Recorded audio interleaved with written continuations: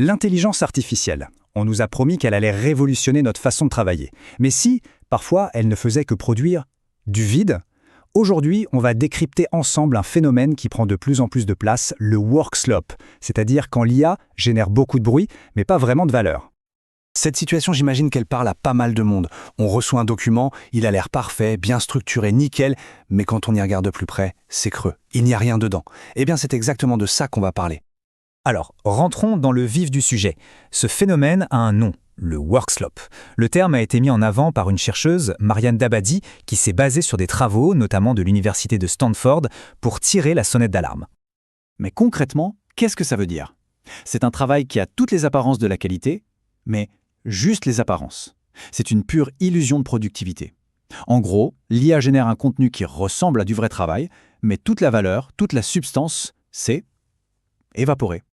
Pour que ce soit encore plus clair, il suffit d'imaginer ces emails parfaitement rédigés, mais qui ne disent absolument rien d'important, ou ces rapports avec des graphiques impeccables, mais sans aucune info utile, ou encore ces analyses qui ont l'air super fluides, mais qui ne reposent sur rien de solide. Voilà, c'est ça le work slop. On pourrait se dire que c'est juste un peu agaçant. Mais en fait, pas du tout. Ce vide, il a un coût bien réel pour les entreprises, et les chiffres, vous allez voir, sont assez parlants. Regardez ça. D'après une étude de BetterUp Labs et Stanford, presque 40% des employés de bureau disent avoir reçu du work slop juste au cours du dernier mois. 40%, c'est énorme. Et bien sûr, ce temps perdu, ça se traduit directement en argent. Les chercheurs estiment la perte de productivité à environ 186 $ par employé, et ce, chaque mois. Faites le calcul, l'addition grimpe très, très vite. Et si on projette ce chiffre sur une entreprise de 10 000 salariés, on arrive à une perte annuelle potentielle de près de 9 millions de dollars. Donc non, le work slop, ce n'est pas un détail, c'est un véritable enjeu financier. Mais il n'y a pas que l'argent.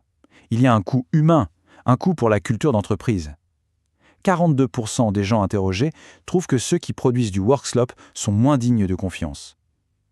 C'est le lien, la confiance au sein d'une équipe qui s'abîme petit à petit.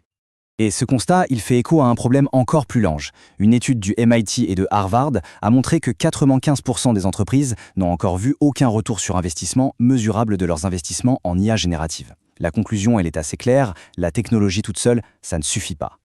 Alors, est-ce que ça veut dire que le problème, c'est l'outil, que c'est la faute de l'IA? Eh bien, pas vraiment. Le vrai sujet, c'est la manière dont on s'en sert. Et là-dessus, les chercheurs de BetterUp Labs font une distinction très intéressante. D'un côté, il y a les pilotes. Eux, ils se servent de l'IA comme d'un vrai partenaire pour réfléchir, pour booster leur créativité, pour clarifier leurs idées. Ils tirent tout le monde vers le haut. Et de l'autre côté, il y a les passagers. Eux, ils utilisent l'IA surtout pour éviter de se fatiguer, pour prendre un raccourci.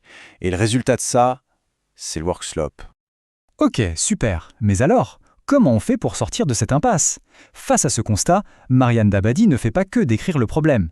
Elle propose une approche très concrète pour devenir un pilote de l'IA, une méthode qu'elle appelle les 3C. Je trouve que cette phrase résume tout.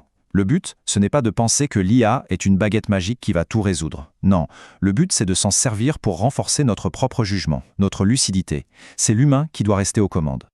Alors, voici ces fameux 3C. Le premier, c'est comprendre.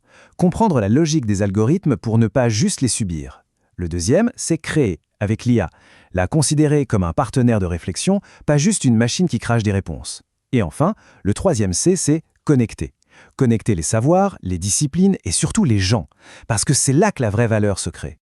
Et pour finir, il y a une idée vraiment fondamentale à garder en tête sur la nature même de l'intelligence artificielle et notre rapport à elle. Au fond, l'IA, elle agit comme un miroir. Elle ne fait qu'amplifier nos propres intentions. Si notre pensée est claire, si notre objectif est précis, alors elle devient un formidable multiplicateur d'intelligence. Mais si notre intention est floue, eh bien elle va juste multiplier le vide et donc le work slop. Du coup, le véritable défi, ce n'est pas la technologie. La vraie question, ce n'est pas qu'est-ce que l'IA peut faire, mais plutôt qu'est-ce qu'on veut vraiment accomplir avec elle. En fin de compte, c'est notre intention et notre lucidité qui feront toute la différence. Merci d'avoir suivi cette vidéo. Si vous souhaitez continuer à explorer l'intelligence artificielle autrement, abonnez-vous à la chaîne. Je publie régulièrement des vidéos synthétiques tirées de mes conférences et de mes articles. Vous y trouverez chaque semaine de nouveaux contenus pour nourrir votre réflexion.